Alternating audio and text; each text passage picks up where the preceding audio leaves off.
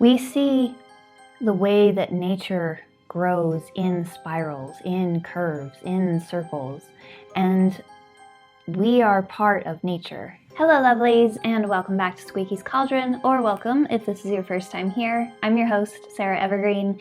This channel is for spiritual seekers with a witchy thread through all of their seeking. Thanks for being here today. We are going to be talking about the spiralic nature of the universe, different ways that spirals show up in the universe, and most importantly, what it means to be living in a spiral. Most of us were given the perspective on life that we move through it in a line, that it is chronological, linear, that we go from step 1 to 2 to 3 to 4 to 5. If everything moved in a linear, logical fashion, we could deal with an addiction or a way that we're showing up in relationships once and have that be finished. That's not how it works. And that's not how nature itself works.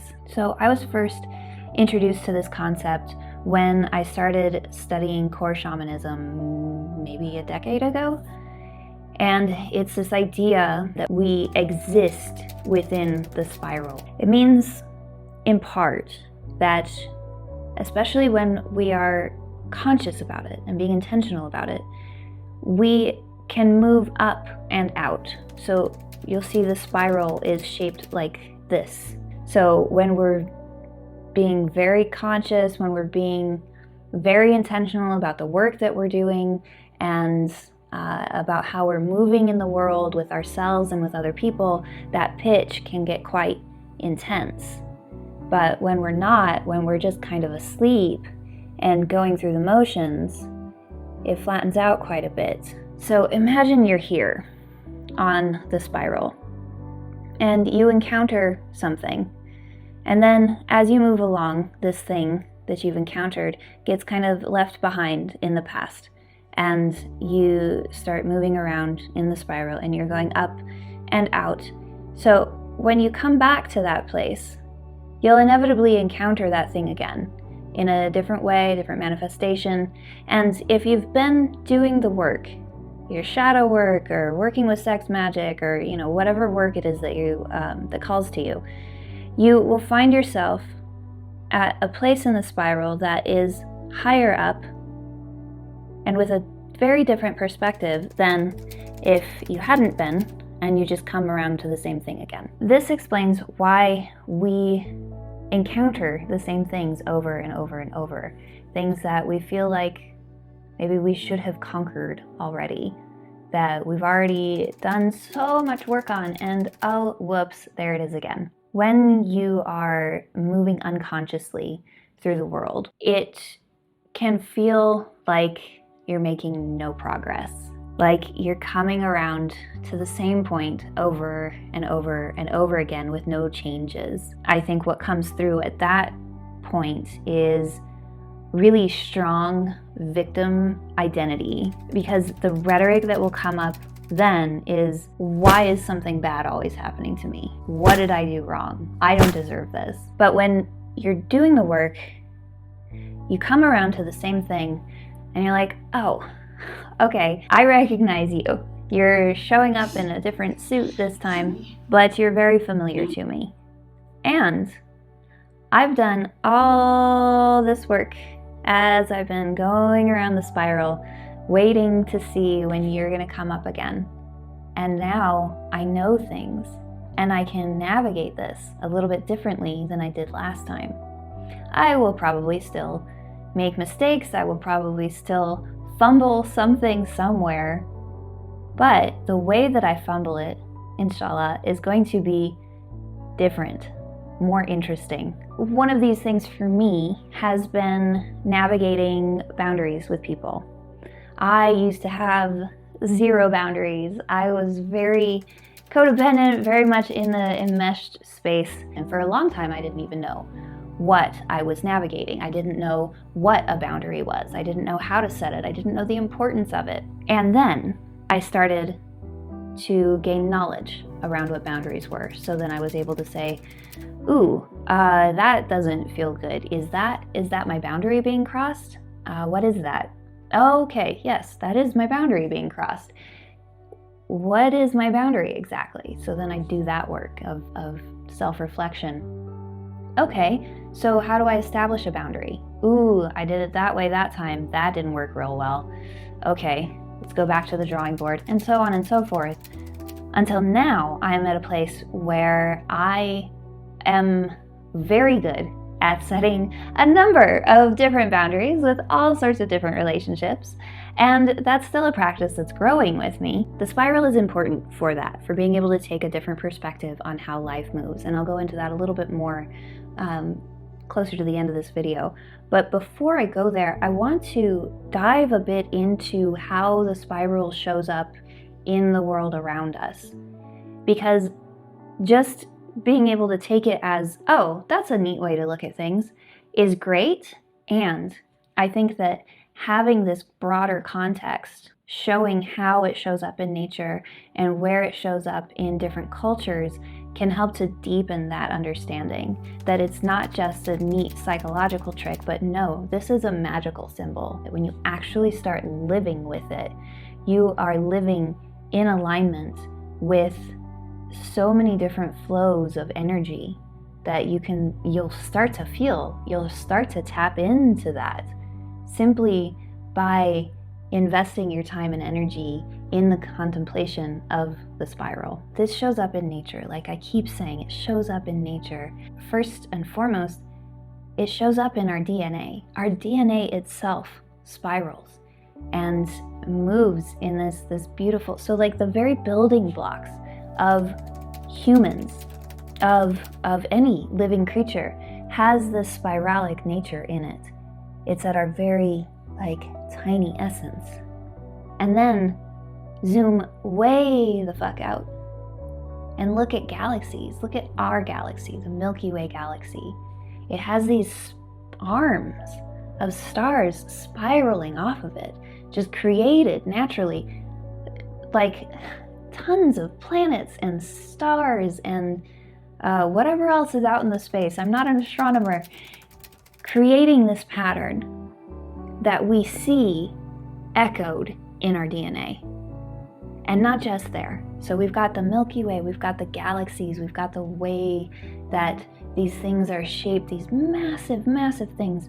And then we've got the way that our DNA is shaped, these teeny tiny patterns. And then everything in between. Plants grow in a spiralic nature. And I'll show some pictures here of different plants that actually grow with this spiral in it. But even when you look down closer, like you can see within the patterns of leaves and branches, there is a spiralic element to it. When we come to mathematics, the golden ratio is itself a spiral that looks very much like a conch shell, like seashells. Like it's everywhere. The spiral is everywhere, within your very body, within the galaxies around us, and then everything in between. So when you are tapping into the spiral, when you are living in the spiral, you are naturally aligning your energy with the DNA, with the Milky Way, with the plants, with mathematics. And like I said, I'm obviously not the first person who has thought of this. The spiral shows up in so many different cultures, and I'm just going to touch on a few here, starting with the Triskel. Triskeli? I'm not entirely sure how to pronounce that, so if you know, please drop it in the comments. The Triskel is an image of 3 spirals spiraling out from one another. You can find this both in the Celtic religions as well as Christianity. So in the Celtic traditions, this Triskel represents the Maiden Mother Crone. And then in Christianity, it represents the Father, Son, and the Holy Ghost. So in both of these places, it essentially is talking about the same thing, the Holy Trinity, the way that we move through life. So with the Maiden Mother Crone, you have the young, the middle, and the eldest. And with the Father, Son, and the Holy Ghost, you have the body, the spirit, and the soul. Like these things, these ways of understanding the world. Which brings me to the trefot, which is from Nordic traditions. And it's very similar in a different way. We've got these 3 spirals. Within the Nordic traditions, these 3 spirals represent various different things. So they represent the 3 hells, they represent the 3 heavens, but it also represents the way that we should engage with our days, which is that we should exercise our body in the morning, our mind in midday, and our spirit in the evening. So working out in the morning and then doing these tasks that require our mind's focus in midday, and then retiring for prayer and contemplation in the evening. And honestly, that seems like a pretty good way to live a life. So we've got the trefot, we've got the triskel. Like I said, in shamanic practices, it shows up a lot in a lot of different indigenous cultures.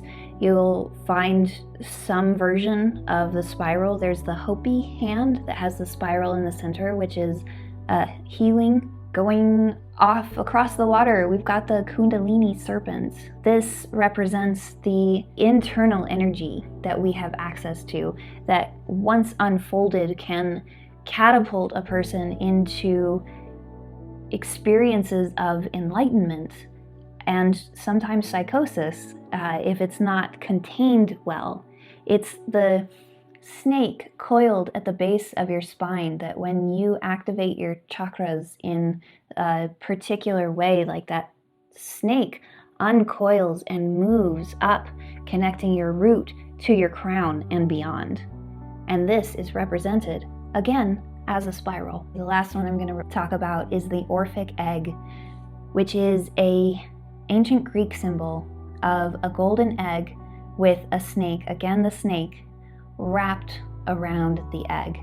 And this symbol represents the cosmos, which is the golden egg, encircled by the creative spirit, which is the snake. Nice reference to the Kundalini energy, the creative energy. I love it when different cultures say the same thing at different times and at different languages. It's pretty cool. It's pretty cool. When you are walking on the spiralic path, you are only ever able to see 1 or 2 steps in front of you.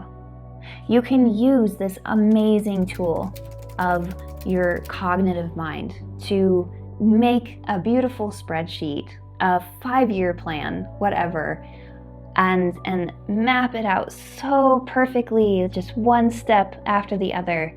But in truth, you only really know where you're going, the next step, and maybe the step after. And then things are going to shift and you're going to have to realign things. Now, that's not to say that it's not beautiful and important and incredibly helpful to have somewhere that you're aiming, somewhere that you're orienting. That's 1000% something that I highly, highly recommend to do. You're just gonna have to shift things. And so being flexible, having that feminine energy of flexibility, of moving within this greater structure, the masculine energy that you've used to find where you're orienting. You need a dance of the 2 of these energies in order to get where you're going. And I mentioned before this spot, you keep coming back to these things. These, honestly, they're generally things that originated in your childhood. So a childhood trauma happens, whether that's big T or little t, and it creates this speed bump on the path. And every time you go around, you hit the speed bump again. So for many of us, it's worthiness, and that can manifest in so many different ways. So you come around and you're going along just fine, feeling all right, feeling good, and then bam, speed bump. Fuck. Now I am once again in a very different kind of spiral, a shame spiral around I'm not good enough, I'm never going to amount to anything, I'm not worth being listened to, being loved, being protected, whatever it is. And then eventually you climb up the speed bump and come on down the other side and you're like, oh, okay, wow, that really sucked. Ideally, you won't get stuck on that speed bump for too long. In the beginning of this process, Like, we can just live on top of a speed bump for quite some time. But as you do the work and you move around and you move around, like every time you cross that speed bump, you're gonna reach down with your hand and grab a handful of that dirt, which you can scatter along on your path as you're moving forward. And you do that enough times, man, and that speed bump gets to the point where you can be like, okay, hey speed bump, I recognize you, and you're not having nearly the impact on me that you did a year ago or 5 years ago. Because too, the more tools that you get to to navigate these things, and the more work that you do on yourself, your mindset, the way you're treating your body, the way you're treating the world, etc., like the bigger a scoop you can take every time you pass that speed bump. If you are looking for someone who can help you navigate these speed bumps, navigate the spiralic path, check out my coaching links in the description below. Also, we've got the Lilith Factor, the pre-recorded Go at Your Own Pace course coming out on October 8th. Sign up to my newsletter to keep informed about that. And if you want more info on what a mighty, powerful badass you are, check out this video next. Until next time, my lovelies, thank you for being here. Take care of yourselves, and as always, use your voice.